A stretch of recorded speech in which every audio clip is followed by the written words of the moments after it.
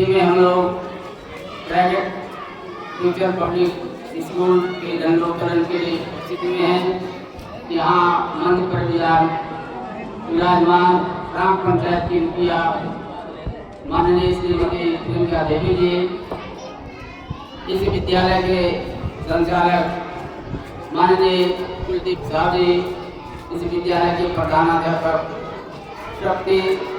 श्री शक्ति यादव जी, उनके सहायक शिक्षकगण एवं शिक्षिकागण, प्यारे बच्चों, प्यारे बच्चियों, हमारे सहयोगी साथियों, समाज सेवी सुधीर प्रसाद यादव जी, वार्ड सदस्य मुफीद हुसैन जी, वार्ड सदस्य प्रतिनिधि रामदास शाह जी, तमाम महिलाओं को मेरे तरफ से हार्दिक अभिनंदन।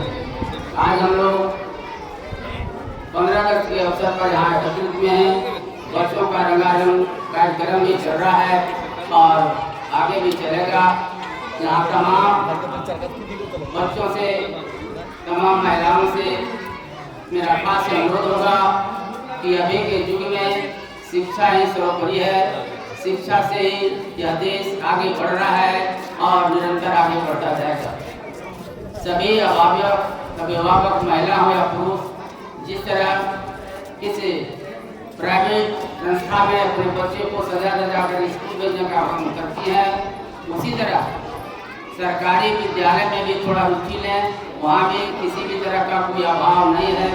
पठन पाठन के विषय पर यहाँ आप देखते हैं कि जो बच्चे प्राइवेट स्कूल में पढ़ते हैं, उनका तो व्यवस्था प्राइवेट संस्था की ओर से जो हो रहा है बिल्कुल ठीक ठाक हो रहा है और पठन पाठन का कार्यक्रम भी बहुत सुचारू ढंग से होता रहा है। मैं 15 अगस्त के शुभ अवसर पर उन वीर शहीदों को नमन करता हूँ, जिन्होंने अपनी कुर्बानी देकर इस विशाल देश को आज़ाद किया। प्यारे बच्चों, हम अंग्रेजों के गुलाम में थे।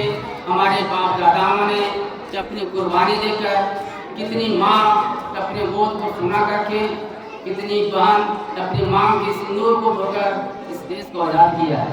उस दिन को हम लोग हर 15 अगस्त को मनाते हैं और उन वीरों, उन शहीद वीरों का नमन करते हैं। प्यारे बच्चों, हम लोग इस देश की गरिमा, इस तिरंगा झंडा की आन सम्मान को बरकरार रखेंगे। इसलिए हम लोग हर वर्ष इस 15 अगस्त के अवसर को मनाते आ रहे हैं। यहाँ सब शिक्षा पर ही आधारित था।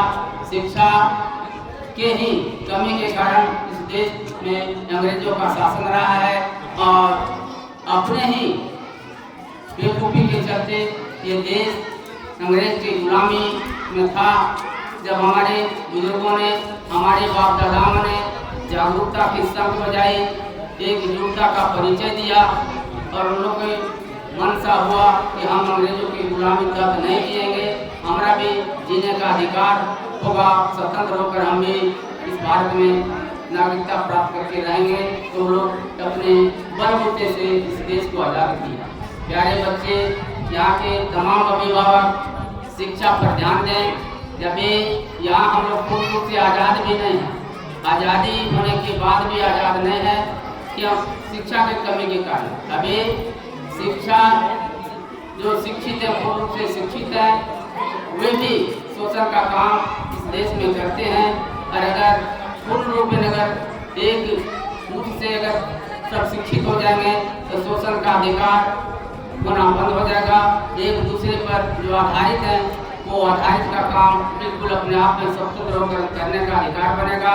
तमाम अभिभावक पढ़ाई पर ध्यान दें, अपने बच्चों के भविष्य पर ध्यान दें, ताकि इस देश का जो विकास दिनों दिन बढ़ता जा रहा है वो निरंतर बढ़ता रहे।